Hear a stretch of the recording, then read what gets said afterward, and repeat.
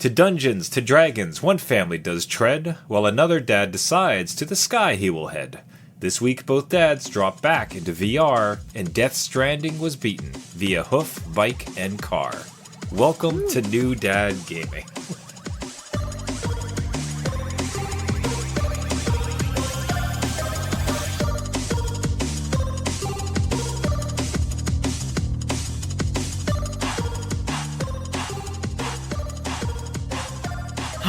Adult beverages are poured. The kids are asleep. Welcome to New Dad Gaming. It's a show about fatherhood, gaming, and new fathers figuring out their gaming lives. My name is Trevor, and I have a 10-year-old and a 7-year-old. And I'm Jeff. I have a 15-year-old and a 12-year-old. On this show, each week we try to show that just because you became a dad does not mean it's game over. Man, I almost choked on those ages because they're still. This is right between where they're 3 years apart. Yeah, but they're basically 2 years apart. You know what I mean? Like that's what they are. It's just that you get this weird mix. It's like I always have. I always bother my wife. I call it Cougar Week. Oh yeah, because our birthdays are 1 week apart. But she's like 3 years older than me for 1 week, and I'm like, woof. Oh, just so young. Like, oh my goodness. You really went younger on this one, huh? It's just she hates that week all week. Oh yeah, yeah. So for this like series of months, like it's just I have this 3 year gap, and it just throws me the heck off. Yeah, it's a lot of time at some phases of life. So yeah, but anyways, we got through it. We're back into it, guys. Welcome to summer. I hope everybody's Gaming Dad summer is going out there. Like, real rough talk, we're about halfway through summer, which I hate to say, really hate to say. That's crazy. Don't say that. Yeah, no, it is not. It does not feel like that. I know we're a little bit on the previous side of it, but like it's coming up. Like, Yeah. What's your general take on summer so far? How's this summer hitting you compared to previous? It has flown by. So you said midsummer. It has been kind of crazy, just with timing and everything. Like we're gonna have to start thinking about school again, Lord. which like is just a lot, right? And I'm just about to take vacation and stuff. Yeah. So like, there's where did time? Like, how are you feeling? Like, what? What's going on? It's been a blur. Like we've been very blessed. We had my wife's family come and stay with us, and it's been so fantastic. I really do like having family here. They're outside the door, aren't they? Yeah. Right? You're just right, playing guys. Right, guys who aren't in this room. Wink. Jeff, save me. Who's filming right now? Are you okay? Blink twice. No, but it's been so fantastic to have family here. I really do like having family in the group, but it has brought with it, understandably, just it's a bit more chaos in the house. Just more bodies, like more things flying around, right? Yeah. So I don't know that summer has been kind of structured in the way that I wanted, where I sort of pictured, okay, this is going to be great because I don't have to make kid lunches. I don't have to pick up kids at school. Those parts are gone, so I'm going to be able to like better arrange my time. But it just has not yet transpired, and now I'm looking towards the end of summer, like, oh no, Yeah. all of my best laid plans have gone to waste. Damn. Yeah. Well, like that's usually the vision, right? You're like, hey, I'll do all these things, and this is how it'll go, and then you start a show and say it's midsummer. So This is how it goes. Okay, we got to get the kids ready for school. what? What? Anyways, hey, gaming dads out there, if you have your own ideas of summer, or if you want to drop a story about how your summer's going, one of the best parts of the show is the letters and the notes we get each week. We try to respond to most of them. Reach out to us at New Dad Gaming, newdadgaming.com. We'd love to hear from you. We'd love to feature any story you have on the show. Now, as we tried to do a little bit of a rough start, but we're still committed to it, is every summer we try to get into Dad's Summer of Beers. Right. If for no other reason than giving me and Jeff a reason to go and try a whole bunch of beers, which we do like. And again, New Dad Game at New Dad Gaming, newdadgaming.com. Suggest ones. We'll do our best to try to find it. You hopped over to a different country to give a sample, and I was curious your take on Warka. Oh, yeah. I don't know if the W is Warka. silent. Is it Arca? Like what's? I'm not sure either. It's one of those ones that I've always seen at the store, never really picked up. But I was at a friend's house, and this was offered as the beer of choice, and it's Warka Strong by Warka in, I think, Warka, Poland, if I'm not mistaken. So a lot of Warkas. Yeah. Warka. We got It fuzzy kind beer of going. it reminded me of a Chocobo or at least Waka in Final Fantasy X. Nice. I don't know why. It just just did. But it is a very strong beer. So I think we talked a little bit last time about, we had easygoing kind of selections. This one is up there. I think it's almost 7%. So it hits you hard. It is very delicious though. Again, at a barbecue, it's been hot and humid here. So it was just like the perfect temp, a little strong, but had like a nice flavor to it. It's a little bit sweet from when you open it. Okay. But it kind of backs off as you drink. So I would recommend, if you do see it, it seems to be everywhere. It's like one of those ones that you like commonly see, but you never really pick up. But I would recommend like giving it a shot. So I'll say that like when you brought it up, like I immediately recognized the branding because I think they're going hard in the paint this year. They must be, right? Because this was like, unless I'm mistaking it for another one that's similar, like in my area, there's been billboards with this beer featured. So I think like Warka's going real hard this summer to try to make some inroads. They're going strong, and their Warka strong. Their advertisement is as strong as their beer. But yeah. Sounds like an interesting pickup. The 6.3 is a commitment, especially if you want some easy barbecue drinking. But yeah, it's a little tough. Now, so what I went for is, this is an old beer. Like it's been around for ages. You were talking about 3-year differences and stuff. You're like, well, this one. There you go. It is the cougar of beers. No, so this one apparently comes from Alberta, so it is Canadian made. Just called Old Style Pilsner. Okay. And for anybody, I'm not sure if this has penetrated the States or not. So for any folks who are kind of coming north, perhaps like check it out if you're interested. Although, like as far as Canadian beer goes, this isn't like the one to specifically seek out. Right. And I kind of knew that going in. But the reason I wanted to try it is much like Warka, and that we're seeing that everywhere. This is just one of those beers, and I think gaming dads will probably relate as far as their locals, where for some reason something takes off. In some ways for no good reason. Like I can kind of think of like for Pabst Blue Ribbon. Right. Which is a fine beer, by all means, but just all of a sudden it became this cultural phenomenon in a way. Like where it gets talked about all the time. So last time I took to Toronto, I saw this advertisement all over the place. And this is weird because this is like your dad's beer type of thing. This is not even your dad's. This is your uncle's beer. Right. You know what I mean? Where it's just like, oh, this is the cheap one that my uncle buys all the time. And it just started to show up everywhere. So seeing it in a store, I'm like, okay, let's check what all the fuss is about. And the fuss is about the cheap price. Oh, yeah. Yeah. The beer's fine. Totally competent. It's a Pilsner. It's you wouldn't particularly seek it out, but it is like one of the cheapest offerings. And that's what this thing's all about. So yeah. If you've come to Canada, this isn't the first thing you try. But the swag is pretty cool. Like it's a pretty like iconic type of look to it. Like they have not changed the branding, and then like they'll sell shirts and like hats and sweaters with that type of like strong branding to it. It's just a good time. What can I tell you? It's not your first choice, but it's like a good backup. It's a wonderful spot to get. Hey, so gaming dads out there, if you have a beer recommendation, we'd love to hear from you. Send it at New Dad Gaming, newdadgaming.com.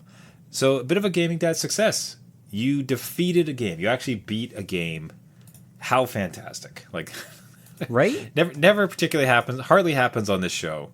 It really but you doesn't. Managed to do it, and congratulations. Why don't you walk us through your actual completing of Death Stranding or Dad Stranding or Dad Travel Simulator 2000? Yeah. Again, this is one of those semi-cozy games. I think I talked a little bit last week about like there are some stressful moments, but I had a great time with this, and I think again, our kind of agreement of just, playing through a backlog and kind of seeing what you can settle into allowed me to focus on this game. And I played through this thing nonstop. It was just something that I just grabbed a hold of me, got hooks in me, like about 8 hours in, and I just kept going. And there's a lot of dad elements to this.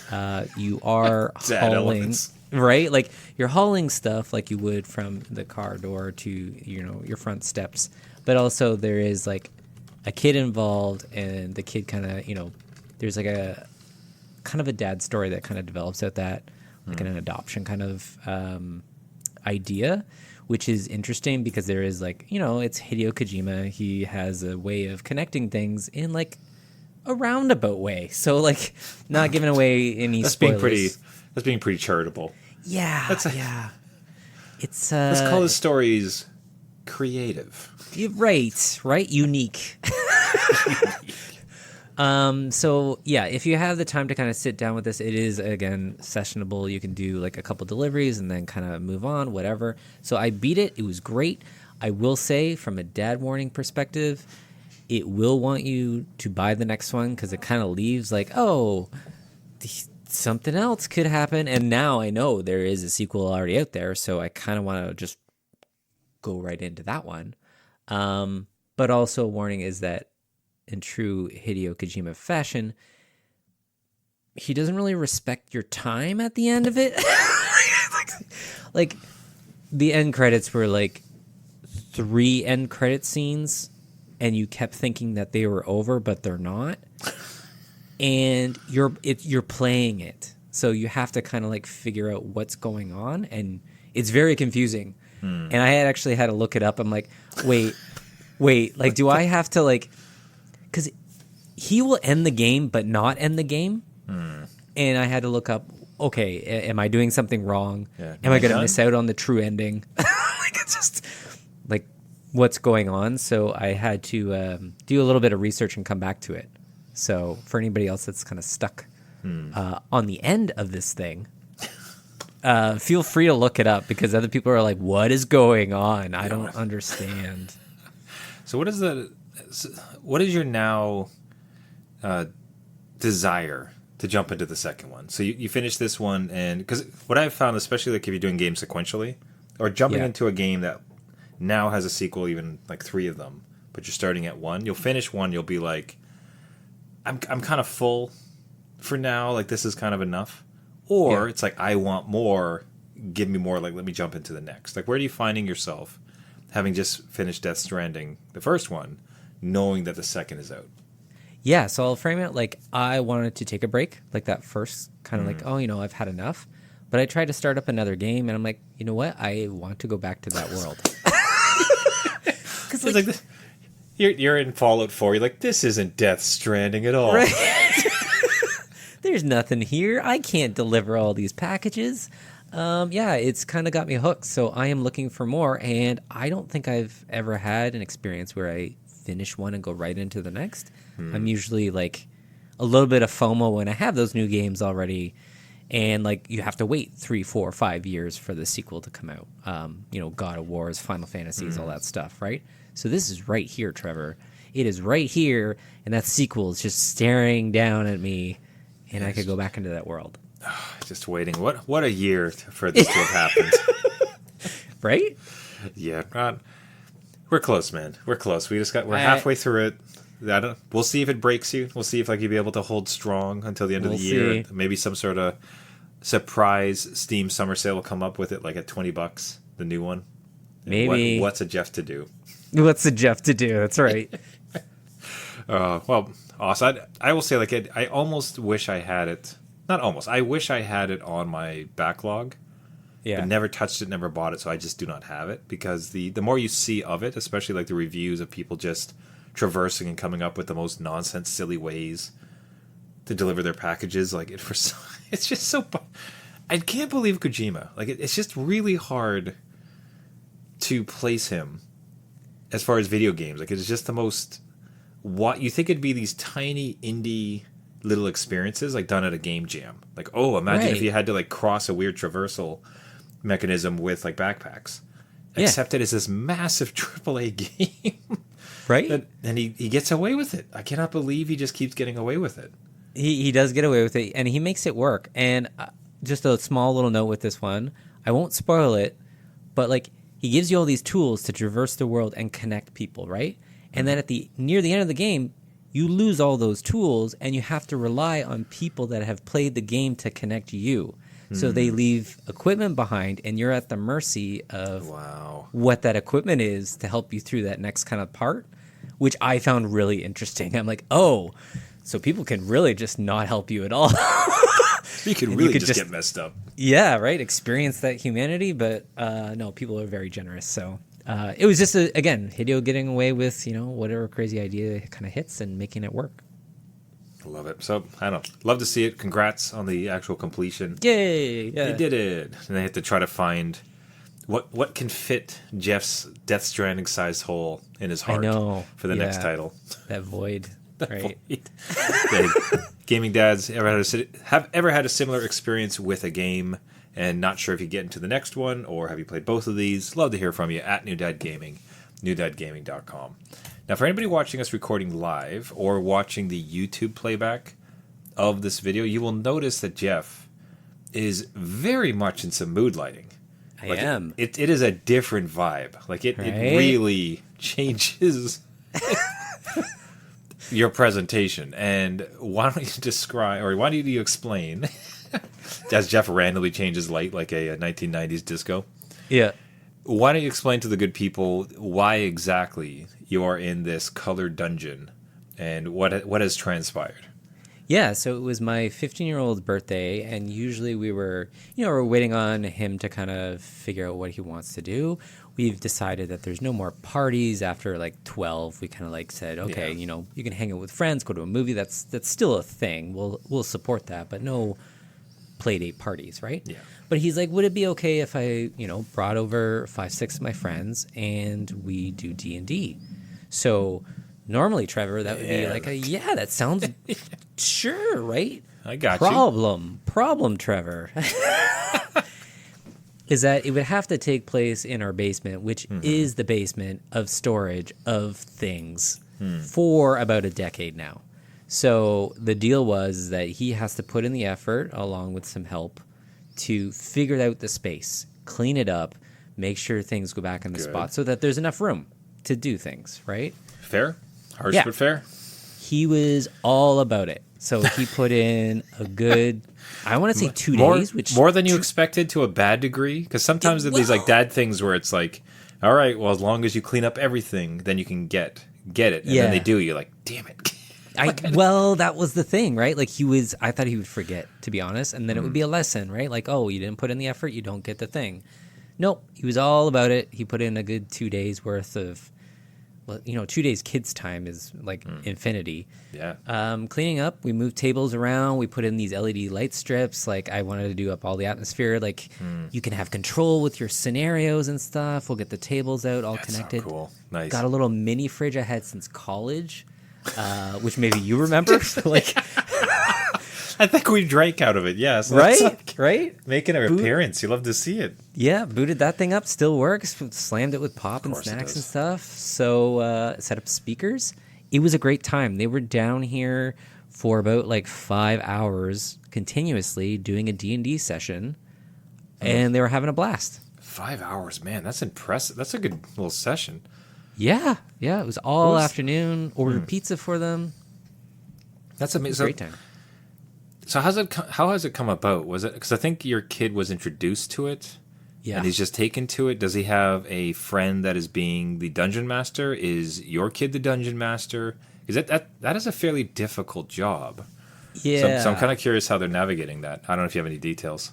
Yeah, my kid was introduced through some mutual friends, and then kind of like we went out to some library sessions where they had D&D starter kits, and then his friends, sure enough, have more D&D experience.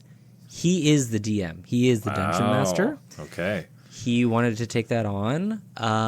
He said to me, like, on the side, it's a lot of work, Dad. Like, I had to read all these rule books, and then you don't get it, and I had to go on YouTube and figure out and watch some like playthroughs and stuff, and then it finally clicks, right? So it's a lot of work. Like, it was like homework, Dad. I'm like, okay, all right. And now he's the DM where, part of that role is to make the scenario, set the atmosphere, and then people, come over, bring the snacks, and you have a great time. And so far, it's been worked out. It's kind of cool to see him have a group of friends and do this consistently, because it has been going on. Every Sunday, he's at a friend's house. Everyone rotates hosting, and this one just happened to fall on his birthday. So, yeah, it's a good time, man. It's just it's fascinating that this thing has come back around. I'm trying to think about like the series of event. Like I don't know if like we have the B-roll we're currently playing is with Critical Role. Yeah, I can't sit here and say that they were the first to do it, but they're definitely the most prominent, including like a Prime adaptation, which is really quite good. If anybody does watch it, it's fun. It is fun. It is a good movie. Yeah, then there's like the McElroy brothers who had a really popular Adventure Zone. There was they just started to hit. There was Stranger Things that really like delved into it. Now there's like Dimension 20. Like it's just like all these things started to hit. Which, by the way, if you can watch Brendan Lee Mulligan or Mulligan, I think it's Mulligan, right? It feels like, as soon as you say Mulligan, like, that's a golf term. To Google no, gotta Google it. But you're right. Everything's kind of coming out. Baldur's Gate 3, all that stuff. Mulligan. Yeah, if you ever have a chance to watch Brendan Lee Mulligan DM a session, like it's wild as far as inspirational, like how it can be done. Yeah. So here we are. It's just it's fascinating to see this can come back around, and especially in a time where there's this concern about connectiveness, in-person experiences, everybody being too online. You just kind of see this kind of quiet, subtle growing of this offline paper activity where, like, let's get in real life and roll some actual physical damn dice and, like, see what we can do for stories. So that is so cool. I do want to amp up the setup because I saw a bunch of YouTube tutorials on, like, hanging a projector off the ceiling and projecting the map on the table. I'm like, okay, like, I really want to go down this rabbit hole. I don't know how to play, but I'll do the setup part. You're going to be in the background with aluminum foil when it comes time to... And then there was some lightning. Dry ice. Like underneath the Dad. table. Just...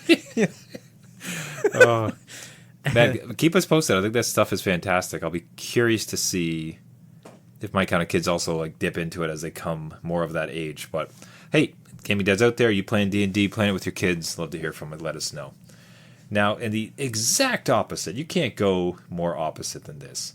Right. But in the VR world, so completely non-real life, in the virtual life here, I had an interesting week with upgrading my setup. So from my end of things, everything this week was kind of tech. Okay. Tech related. So one was like there's a third D in D&D that I'll talk about in the next segment. But other than that, it was all about the Quest, specifically the Quest 3 and Xbox gaming on it. Right. So what I had found, as listeners of previous episodes might have known or recall, is that I've been kind of reduced down to a gaming cubby in my bedroom because of the family situation. Right. There's enough people in my house, so like I've kind of just had a little setup in my corner of my bedroom, and that's where I play now. And I have a PS4 with an NHL 19 2017 hooked up to my Quest 3 on a 100-foot board. And I started to check out game streaming on it, but I was always finding it was lacking. Right. But what ended up happening is that because of the amount of people, the internet really did start to lag. Mm. And one of the things that I realized is that I have this like mesh network with Eros, where it's just a repeater that you can put through the house, but I had kind of a previous version, only about half the speed. Amazon Prime Day comes up. Hey, these things are super cheap. My internet sucks and through the house. Let's go ahead and get an upgrade. Right. And oh my, what an upgrade it was. It's like, I've been living like a caveman, apparently, without internet. Like, I might as well have been sending stuff with like smoke signals. This nonsense was so slow. So I proceed to set it up, and now everybody's happy in the house, much better internet. And more interestingly, in a way, is that the Quest streaming for Xbox has been like fantastic. So like one of the things I did to test it was I was streaming on the Quest with a Switch controller of all things. So just welcome to this weird wild future. Yeah. But I was playing Tony Hawk. Oh, which doesn't count as a good new game because I've played the hell out of that game before. yeah. Not necessarily on the backlog, but like, because I was curious to see the lag on it. But the like, lag on it. That'll test it. that'll hurt it. Like, now I can't imagine I'd be having pro level scores, but like it felt like real snappy all of a sudden.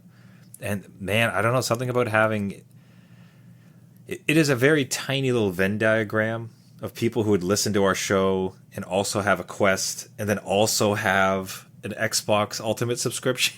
Right. Okay. Yeah, I see where you're going. Yeah. But I would implore any segment of our audience who happen to be in that perfect nexus of those three things to definitely check out streaming on the Xbox, because it's just the size of it and the scale of it, and something so freeing in a small way of just having that controller and this floating screen, whatever size you want, as opposed to like TV and everything else like that. And then just the locality of it. You want to be downstairs and do it great. Basement, upstairs, like on the deck. Just don't look directly at the sun. That breaks your Quest 3. Yeah. It's just fascinating. And it's, if anything, it's more, again, one of those wow moments of, I used to have this splitter for my television because it had an old school connection on the back, and I used to have to hit this switch and then connect these two dongles to this one dongle that would switch to the TV, and then you walk up and you chunk your television set to the third channel, chunk. Now I'm going to play a game, and now I got a TV strapped to my face that is remotely playing a game, like probably from Mexico. Like, I don't know where the heck this thing is based.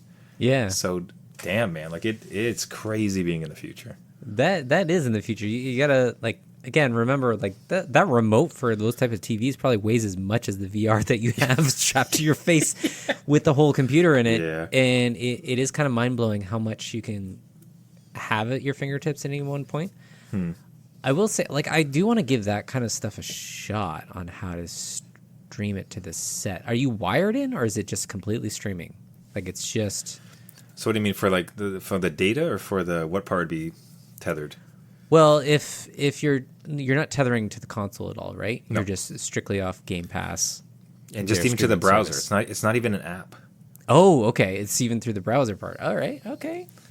And it just goes up. Like, you hit this Xbox app, but I think you save it as a browser, tab in particular, and then it just becomes like this like micro app, and it just goes in, connects to your controller, Bluetooth connection to the headset, and it streams. And I think anything over a half a gig connection, or even like probably slightly less, does fine. And like, man, the whole library is crazy. See, like, so I probably can't do that with a PlayStation, but I can remote play if I get that set up and then go back into Death Stranding. I'm just saying those mountains could be like mountains. They could fill up your entire room. That's right. Okay. All right. So just want to put that's the future I'm living in. It's just it's an awesome moment of like just everything coming together for tech. And I know like it's again sort of a weird Venn diagram of all those things kind of existing. Good enough internet, Game Pass, Quest. Yeah. 2's fine, 3's better. All those things coming together, but damn, when it does, like the stuff starts to sing. You can see some really interesting promise for where we're going. That's cool. Yeah. Now the other side of tech, and this is entirely not game related, but if you've ever wanted to look like a 3D avatar from I have wanted that. From Grand Theft Auto 5, then this is for you. So one of the so we again, like, it all in some tiny way feeds back to family, because we're going on a series of adventures, and there's going to be a whole lot of us. And one of the recurring themes of most of our outings is, wouldn't it be nice if we could get a nice shot of us all together? Thankfully, most people are quite nice, and you can bother them like, hey, can you take a photo? Can you do this stuff? But with all these adventures we go on, all these like trips and things like that, wouldn't it be kind of cool to get some different shots? So I took this gamble because I'd seen some footage, or actually this was interesting. On a motorcycle journey I'd taken, we ran into just another biker, and all of a sudden we just heard this like buzzing behind him. So it's like, oh, hey, cool bike, nice to meet you. We're like, what the hell is this? Yeah. And it was a drone that was just following him. Okay. Like, and just entirely autonomously. And of course, like, we're bewildered. It's like, what the heck is this? He's like, oh yeah, this is the DJI Neo.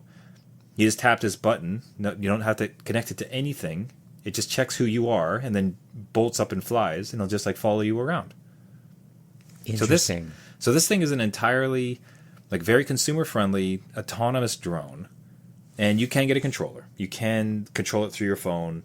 You can do like whatever, like many different things with it, right? But one of the better things is that you can just take the drone by on its lonesome, choose a setting, and it'll just fly. One of it is follow, so it registers you, and then you just like walk away, and it just like kind of follows you from behind. So as you are like walking up towards a cliff or something to like kind of see the view, like there it all is. There's something called this like photo in place mode where it's just like, okay, stay here and take a photo of us, and it does that. There's another one where it's like it zooms out, so kind of think of like a boom shot where like slowly the camera just like goes away, like it just goes away from you and your group, and then comes back, and then takes 2 videos. One's like a rocket, so it just like shoots up in the sky and shoots down. By the way, if you have a bald spot like I do, not the greatest looking angle, but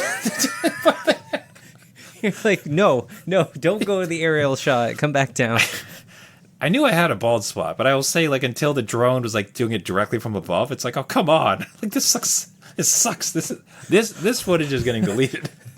All the birds are looking down at this. Like, what's going on? I am blinding local aviation. It's brutal.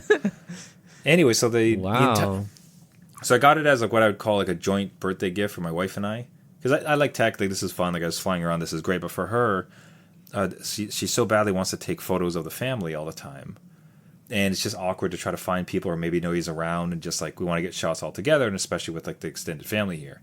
So this has been an attempt to this entirely autonomous thing. Hey, scoot off over here, take a shot of us all together, and have a nice family moment.